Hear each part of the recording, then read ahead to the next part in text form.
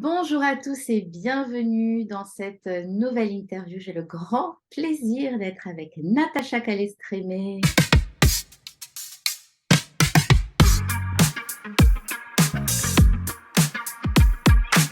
Comment vas-tu? Écoute, très très bien, je suis moi aussi ravie de te retrouver, un vrai bonheur, voilà, donc je suis très heureuse. Et vous qui nous écoutez par la même occasion. Oui, on en profite pour vous souhaiter à tous une bonne année. Ça va Voilà, être très bonne année, ouais, merveilleuse. bonne année à tous. Et donc, j'ai la grande joie de t'accueillir les 4 et 5 mars au Palais des Congrès de Lorient pour les rencontres entre la médecine conventionnelle et les soins naturels. Merci beaucoup pour ta présence.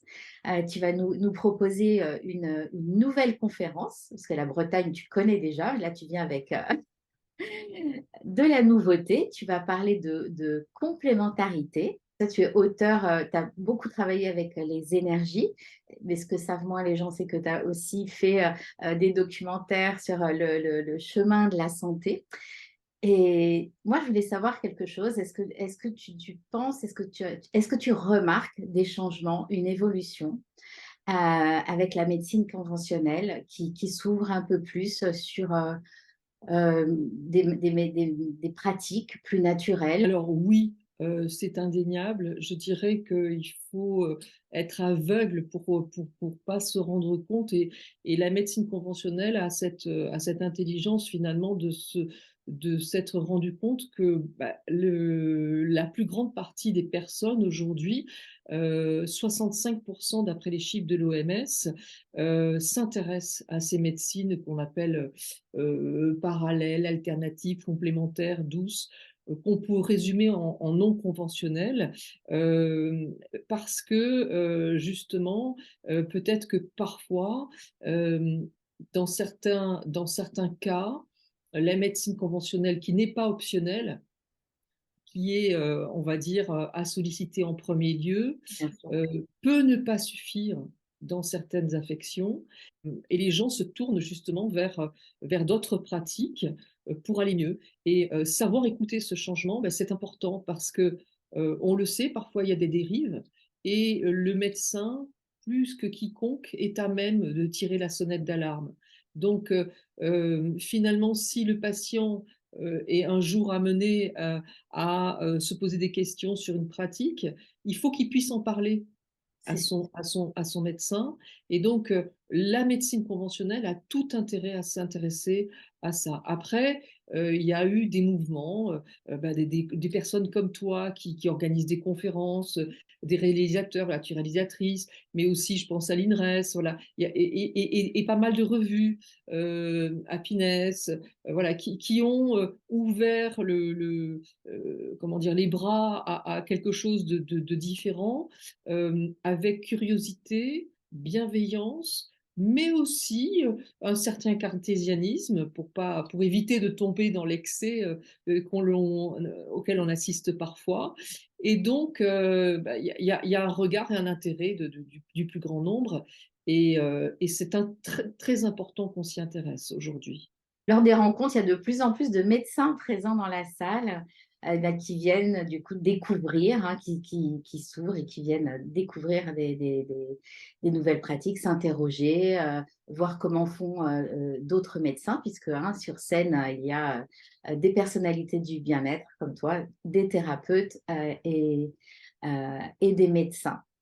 Donc là, tu arrives, tu as fini l'écriture d'un nouvel ouvrage.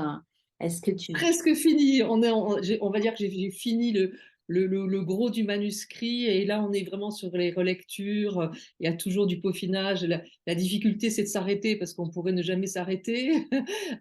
Mais on est voilà sur les dernières relectures, des choses minutieuses. Donc j'ai pas totalement fini encore, mais on va dire que 90% du boulot est fini. C'est un livre qui paraîtra le 8 mars. Je garde pour l'instant secret le titre pour des questions éditoriales et de concurrence.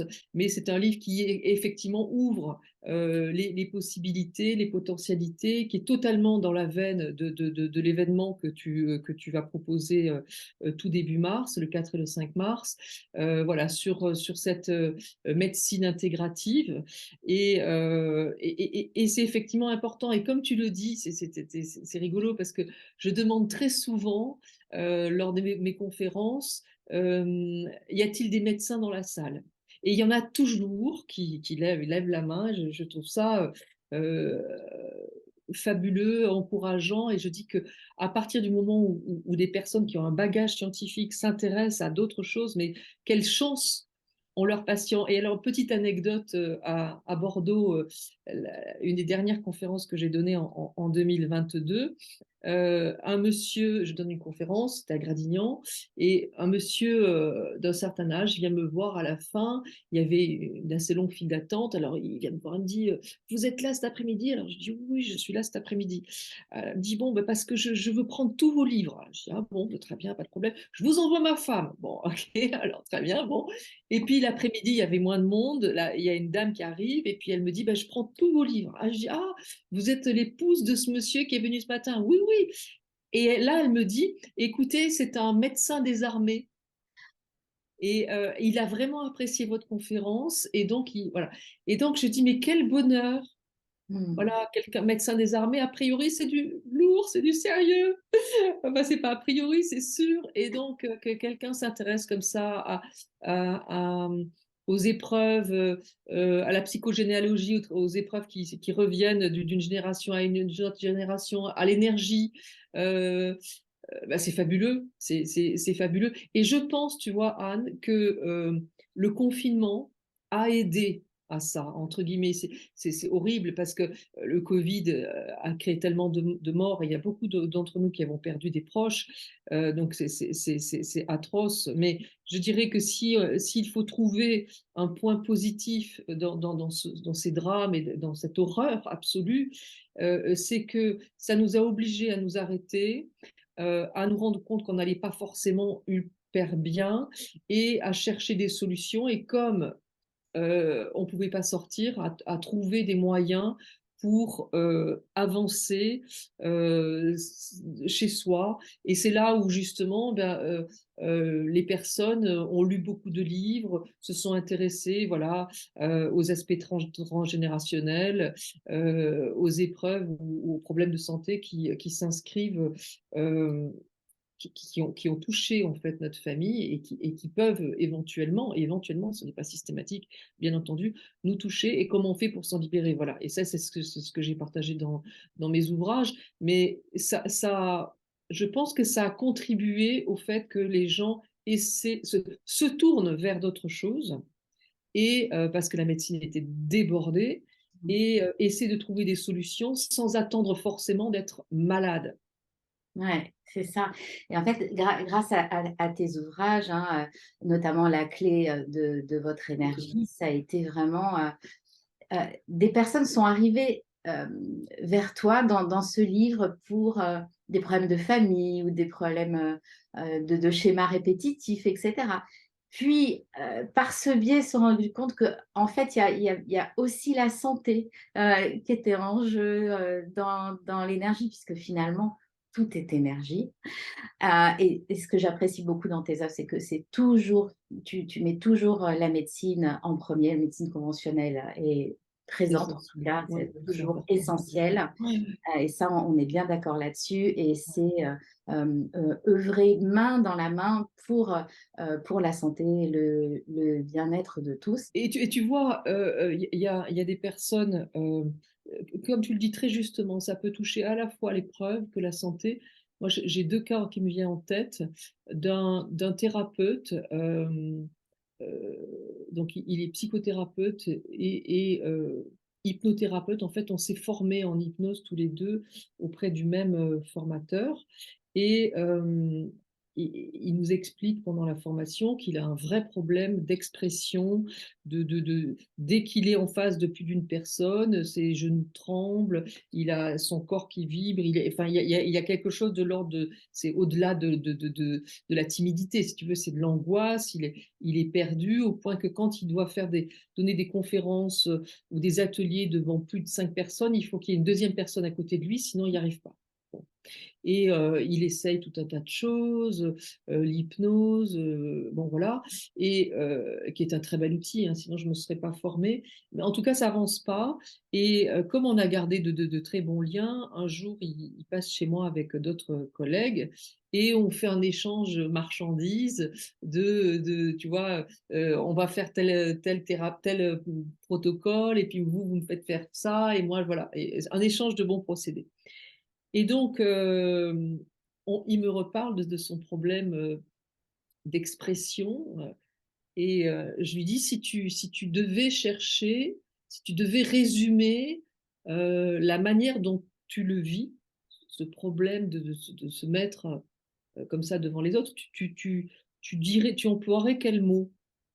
Alors il me dit, bah, j'ai le sentiment que si je m'exprime, je meurs. Je dis: «Waouh, c'est costaud quand même, hein». Je lui dis: «Bon, heu, alors il peut y avoir plein de causes différentes, on le sait, mais moi mon domaine c'est notamment l'hérédité émotionnelle», donc je lui dis: «Cherche dans ta famille qui s'est exprimé et en est mort, qui en s'exprimant, s'est retrouvé, dans l'incapacité de vivre sa vie, qui on a empêché de s'exprimer». Et il me dit, mais j'ai une personne qui coche toutes ces croix. C'est mon arrière-grand-mère qui a fini à l'asile psychiatrique, probablement à tort. Il me dit, je pense qu'elle était médium et que personne n'a compris qu'elle était médium. Et elle a fini chez les fous et elle a disparu de notre famille. Et donc elle s'est exprimée et elle a disparu. Mm. Et on a fait un protocole de libération, protocole 7. Enfin, il a fait avec cette arrière-grand-mère qu'il n'avait jamais connue. Et ben 2 mois après, Anne, il m'a envoyé un petit message en me disant, il y a eu c'est incroyable, il y a eu un avant, un après, je me suis libérée, j'arrive maintenant à m'exprimer devant des personnes, une quinzaine de personnes, sans qu'il y ait quelqu'un à côté de moi, c'est fluide, etc. Alors, bien sûr, il ne faut pas tomber dans le poncif qui serait de dire, il a fait ce protocole de libération émotionnelle, donc c'est ça qui a tout guéri. On ne peut pas savoir ce qui s'est passé.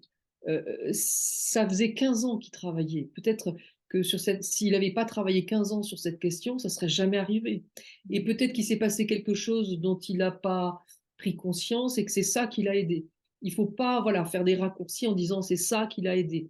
Mais ce que je veux dire, c'est que euh, c'est parce qu'il était ouvert et qu'il s'est ouvert à la fois ce qui est conventionnel, parce que ça c'est essentiel, mais aussi à d'autres possibilités, qu'aujourd'hui il s'en est sorti. Et c'est ça qui est important, la finalité. Donc je Mm. dirais que à tous ceux qui nous écoutent, peu importe la manière dont ils s'y prennent, l'important est d'essayer, de comprendre ce que l'événement, l'épreuve a nous dire. Voilà, parce que dans le livre enfin, que j'ai écrit, où je donne la parole à des scientifiques, à des médecins et à des chercheurs, euh, ils disent que finalement, euh, ce qui arrive demande guérison. Mm.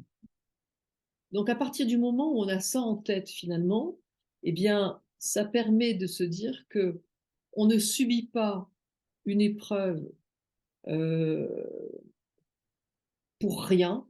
Ouais. Il y a probablement quelque chose, une recherche de sens à trouver. Ouais. Et Mm. après, ça appartient à chacun de poursuivre le chemin comme il l'entend. Voilà. Ouais.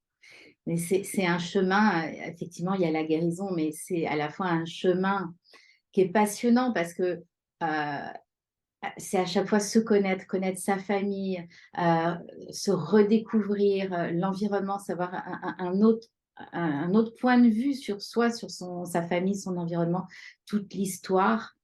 Rien que ça, déjà, quand on commence ce chemin, et effectivement, eh ben, il y a on fait plusieurs pratiques, on essaye plusieurs choses, et puis on ne sait pas ce qui va d'un coup débloquer, mais c'est ce chemin petit à petit. Et en tout cas, c'est possible, et c'est en complémentarité. Merci pour ta belle anecdote.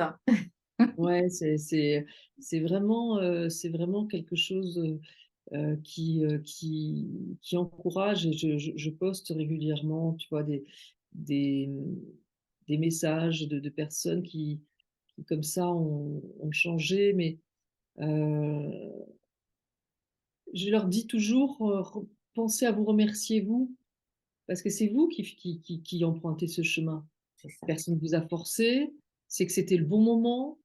J'ai parfois des personnes qui me disent: «Oui, il veut pas se soigner, elle veut pas se soigner et cetera, elle veut pas». Je dis: «Ben, ça lui appartient. Quand ça sera le bon moment, ça sera le bon moment». La forcer ou le forcer, c'est finalement une prise de pouvoir. Donc quand on sait que c'est le bon moment, on le sent à l'intérieur de soi. J'ai parfois des personnes qui vivent en dédicace me disent: «J'ai votre livre, mais j'ai pas commencé à le lire». Je dis: «Bah, très bien, et puis dans 6 mois, tout d'un coup, vous direz: "Bon, ben c'est maintenant". Et je Ouais. dis: «Ça vous appartient, écoutez-vous. Personne ne doit décider à votre place». Et si, le livre, il fait cale-pied pendant, 6 mois, et bah, très bien, ça me va moi. C'est pas un problème. Il prend pas la poussière pour rien. À un moment donné, il va servir. Peut-être et peut-être pas. Voilà, et peut-être ça ne sera pas pour elle ou lui, et peut-être que ça sera pour son enfant ou son petit enfant, et ben, ça sera très bien. Mm. Il sert que de cale-pied, bah, ça sera déjà ça. Déjà, il est joli, donc en tout cas, je Voilà. me souviens, j'ai eu la chance d'être formée par toi, hein, sur Oui, c'est vrai. l'emprise, À l'époque où je et donnais des ateliers. je me souviens juste de parents désespérés, de familles désespérées avec des personnes sous emprise avec les pervers narcissiques, hein, sur ton avant-dernier, les mots du silence, Les blessures du silence. les Ouais, ouais. blessures du silence, excuse-moi. Et donc, je me souviens que tu disais, mais voilà, c'est envoyez-leur le livre, c'est Ouais, tout. Et ouais, vous verrez bien ouais, ce qui se passera. Et effectivement, on ne peut pas aider, mais à un moment donné, il y a cet instinct de survie, hein, ouais, ouais. qui fait que Et non, mais on peut tu ouvrir. vois, une des dernières conférences, que je crois que c'est la dernière de l'année que j'ai donnée, c'était, à Colmar, et les gens étaient adorables, et j'y passé un temps assez dingue à pleurer parce que d'émotion, parce que j'ai eu, je crois 5 personnes qui sont venues me voir, les unes, voilà, sur les 2 jours, sur le week-end, et l'une après l'autre, elles ne se connaissaient pas, en me disant, que je suis en vie grâce justement aux blessures du silence, tu vois? Elles l'ont lu, elles ont fait le protocole à l'intérieur pour se libérer de la perversion, du harcèlement, de l'emprise, voilà, ou de la manipulation, et elles m'ont dit: «J'étais en train de sombrer». Elles pleuraient. Moi, tu me connais, je suis hypersensible. Donc quelqu'un pleure, je pleure. Quelqu'un rit, je ris. Je suis, voilà, une éponge, un papier buvard triple couche, comme j'aime bien dire, voilà. Et ça m'a émue aux larmes parce que je l'ai écrit, parce que je n'ai pas réussi à sauver quelqu'un, voilà. Mm. Donc je me dis: «Waouh!» heu Ces 2 ans de recherche pour comprendre les mécanismes de l'emprise, de la manipulation, voilà, suite à sa mort, et ben, ça a servi à des personnes, et je suis tellement reconnaissante, j'ai à nouveau les larmes dans les yeux, Mm. à cette personne qui est partie, voilà, donc qui permet aujourd'hui à d'autres personnes de ne pas sombrer, donc c'est magnifique. Ah oui, vraiment. Donc là, Mmh. j'ai hâte d'avoir ton nouveau livre entre les mains, parce que déjà, les autres étaient bien puissants, très justes, à la fois voilà, très, très fins, facile à mettre en place. C'est un régal, en fait, hein, quand Combien je te dois? J'ai hâte d'avoir le prochain. Ouais, ouais, je suis très contente, très, très contente du résultat. C'était des belles surprises.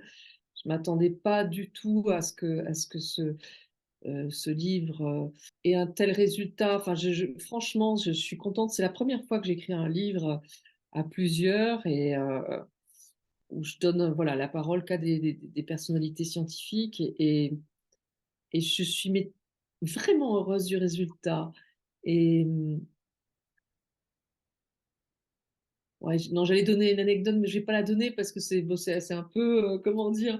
Voilà, bon, enfin, en tout cas, c'est un livre qui est pas sorti, qui a déjà fait du bien à une vieille dame, voilà, à une vieille dame qui est la maman d'un de mes éditeurs et qui va très mal et il lui a lu, le livre, en l'état, donc pas encore, totalement finalisé et elle s'est redressée. Il y a quelque chose qui s'est passé alors qu'elle voilà, hein, elle a simplement sur un week-end, il lui a lu le livre. Donc j'ai envie de dire que le livre, même s'il sort pas, il a rempli sa mission. Moi, c'est toujours mon objectif. Je dis voilà, Ouais, si mes livres, ils peuvent aider au moins une personne, sa fonction, sa mission est remplie.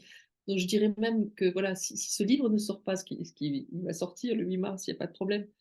Mais quelque part, il a déjà rempli sa mission. Donc je suis déjà, comblée, quoi. Donc ouais, ça ouais, m'est jamais arrivé, ça m'est jamais arrivé. Heu, donc ouais, c'est assez, je suis heureuse, j'en ouais. suis C'est voilà. vraiment important pour toi que ce soit utile, hein. Je peux pas écrire si je suis pas dans cette dynamique-là. Tu vois, il y a des personnes qui écrivent peut-être parfois pour se libérer, pour aller mieux. C'est pas du tout ma dynamique. Non, Moi, c'est vraiment j'essaie de partager les choses qui m'ont aidée. Alors ça parle ou ça parle pas, hein. bien sûr. Mais en tout cas, je le fais avec, vraiment cette envie chevillée au corps d'aider, enfin de partager ce qui m'a été utile. Voilà, ce que j'ai compris, ce qui m'a aidé, heu, voilà et tu vois, la clé de votre énergie et même trouver ma place, j'en suis déjà à la clé de votre énergie, je l'ai donc il y a eu plusieurs réimpressions, mais on a fait encore des changements, heu, parce que, c'est perfectible. Il y a des choses, je me dis: «Ah non, mais là, j'ai employé ce mot, c'est pas possible». Je tu vois? Donc, il y a des choses que j'ai changées, j'ai fait évoluer, tu vois? Dans le protocole 5 qui est recouvrement d'âme pour récupérer notre énergie, non, c'est le protocole 6 pardon. Voilà, j'ai rajouté, par rapport à la première édition, la phrase autour de pour aider les enfants et cetera. Ça y était pas au départ, heu, donc c'est un process, voilà, je fais évoluer, les livres parce qu'ils sont perfectibles, voilà, bien sûr. Et oui, c'est vivant en fait, hein. Voilà, On est en mouvement, on évolue, on se dit: «Ah tiens, il faut que je rajoute ça» et ouais, donc tu es réédité, tu ouais, peux, ouais, ouais, oui, voilà, voilà. tu peux Ouais, peaufiner et c'est parfait. Donc on a parlé de toi, en tant qu'auteur et de la complémentarité, mais tu es aussi une merveilleuse conférencière et donc ça, tu aimes, hein, être, avec le public, la ressentir l'énergie dans la salle, tu adores ça, hein? j'adore ça, je trouve ça c'est un vrai bon moment. J'aime partager avec les gens. J'aime bien aussi, les faire rire, faire un peu d'autodérision. J'aime bien me moquer de moi-même, de mes larmes, de mes erreurs, de voilà, c'est quelque chose que j'aime bien. Oui, je dis toujours que c'est pas parce qu'on aborde des sujets sérieux comme, la mort, comme la santé, que, on peut pas rigoler quoi. Parce que, heu, finalement, de l'humour c'est ce qui permet aussi d'avancer et parfois, un peu de rire permet de voilà, de relever la tête. Donc, j'aime beaucoup ce partage avec les gens et comme après, il y a des petits moments où on se voit rapidement, c'est un moment où je prends le pouls en fait de la manière dont les personnes, bah, ce qu'elles ont envie, ce qu'elles ont vécu et puis c'est parfois des remises en question pour moi-même. Il y a des choses que j'ai modifiées grâce, grâce aux lecteurs, tu vois? Même mes romans. Je me souviens quand j'ai sorti Le Testament des abeilles, heu, donc en roman policier, j'avais écrit celui-là et puis il y a un, comment dire? Un maj non, je crois qu'il était capitaine de police judiciaire, heu et puis, je lui demande: «Quel est votre personnage préféré?» Persuadée qu'il va répondre Johann Clivel, le major, et il me dit: «Non», il me dit: «C'est Nathan, l'enfant de 6 ans», et il me dit: «Je vous préviens, j'espère qu'il est là pour le prochain». C'était pas prévu du tout. Il me dit: «Mais je l'aime tellement cet enfant, il est spécial, je l'aime tellement, j'espère qu'on l'aura dans le prochain». Alors j'ai ma bouche qui s'est décrochée, il me dit: «Ah non», mais il dit: «Mais non, il le faut, hein». Et bah, grâce à lui, Nathan est revenu dans Le Vol des apparences et même dans Les Racines du sang et même, dans Les blessures du silence. C'était pas prévu du tout, quoi. Et ça, si tu veux, c'est possible justement dans la rencontre. dans la rencontre. Tu Ouais. vois? Dans Les Racines du sang, pareil, Alisha, il m'a dit: «Bon, et quand est-ce que le couple, il y a quelque chose et tout qui il va la demander en mariage, oui ou non?» et cetera. Bon, enfin, je voilà, je tiens compte de ce qu'on me dit, voilà. Ah bah oui, grâce à l'échange, bah, de toute façon, c'est tellement, enrichissant. Donc merci à toi de m'inviter. Bah, avec grand plaisir. Donc, ce jour-là, eh bien, vous pourrez, vous procurer le livre. On fait tout pour que le prochain livre donc sort, le 8 mars. Ouais, mais il y sera, en Mmh, avant-première, je pense, voilà. voilà et puis tu te feras un plaisir du coup de le dédicacer et donc, Oui, voilà, lors de ces journées, pour ceux qui sont déjà venus le savent, mais pour ceux qui vont venir pour la première fois, on se rencontre, et il y a des temps d'échange, voilà, il y a des tables avec, les différents auteurs qui seront là. et Heu plein d'intervenants en et plus. il y a plusieurs intervenants et puis il y a, ton amie Sylvie Liget qui sera là aussi avec son livre qui sort elle aussi le 8 mars et qu'on aura, aussi Ouais, c'est génial. et puis On s'est échangé l'ambiance, des petits textos là récemment, elle m'a dit: «Oui, je serai là pour avec Anne» et cetera. Donc c'est génial. donc voilà, il y aura une belle ambiance, une belle atmosphère et je suis très heureuse que tu sois là, et pour le public qui va revenir te voir ou qui va venir te découvrir. Pour ceux qui ne sont pas encore inscrits, eh bien, vous avez le lien juste en dessous, hein. Ça se passe, le 4 et le 5 mars au Palais des Congrès de Lorient. Il y a toutes les infos en dessous et Natacha, je vais te libérer. Ouais. Merci beaucoup. Merci à toi, merci, à très bientôt et au plaisir de vous retrouver, donc tout début mars, pour ce magnifique colloque, organisé de main de maître par, Anne Sarkissian. Merci beaucoup. Au revoir à tous.